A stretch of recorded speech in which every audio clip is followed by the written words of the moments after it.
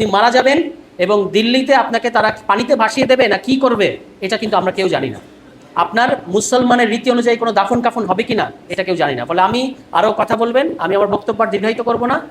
এই শহীদ পরিবারদের, এই আলেম ওলামাদের, বাংলাদেশের ধর্মপ্রাণ মানুষের অভিশাপে আজকে শেখ হাসিনা দিল্লির কোনো এক অন্ধকার প্রকোষ্ঠে ধুকে ধুকে মৃত্যুর জন্য অপেক্ষা করছেন। এবং শেখ হাসিনার আর কোনো কামব্যাক করার কোনো সুযোগ নাই বাংলাদেশের রাজনীতিতে। আওয়ামী লীগের আর কোনো কামব্যাক করার কোনো সুযোগ নাই বাংলাদেশের রাজনীতিতে। এটা হচ্ছে এই আলেম ওলামাদের অভিশাপের কারণে, যে আপনি এরকম একটা জলজ্যান্ত নিজের দেশের জনগণকে হত্যা করেছেন এবং হত্যা করে সেটাকে আবার অস্বীকার করেছেন, তাদেরকেই দোষ দিয়েছেন।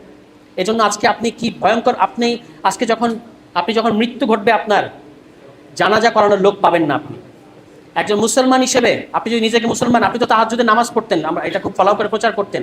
একজন মুসলমান হিসেবে এর চেয়ে বড় কলঙ্ক আর কিছু হতে পারে না। একদিকে তাদের ডান হাতে ছিল পবিত্র কোরআন শরীফ, বাঁ হাতে ছিল বাংলাদেশের জাতীয় পতাকা।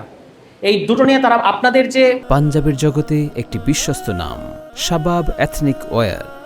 বাঙালি জাতীয়তাবাদের যে আইডিয়া, শুধু আপনারাই বাঙালি, শুধু আপনারাই এই দেশের মালিক, এটাকে তারা চ্যালেঞ্জ করেছে, বলেছে এই দেশ আমাদেরও। এবং তারা কারা? তারা হচ্ছে যারা দীর্ঘদিন যাবৎ, যাদের কথা আপনারা শোনেন নাই, তারা ঢাকা শহরে এসেছে।